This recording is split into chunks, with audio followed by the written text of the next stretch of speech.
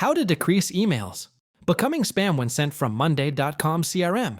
You can do this in 7 steps. 1. Start by verifying your domain within Monday.com settings. A verified domain ensures that emails come from a trusted source and improves deliverability. 2. Use a custom email address associated with your verified domain instead of a generic one. This adds authenticity and reduces the chance of getting flagged. 3. Avoid using spammy words or excessive punctuation in subject, lines, and body text. Keep your message concise, clear, and professional. 4. Personalize emails using Monday.com's dynamic fields, such as recipient names or custom variables. Personalized emails are more likely to reach inboxes. 5. Attach only necessary files and keep the email size small. Large or unnecessary attachments can trigger spam filters. 6. Monitor bounce rates and engagement. If a recipient doesn't engage, or the email bounces often, remove them from the list to improve sender reputation. 7.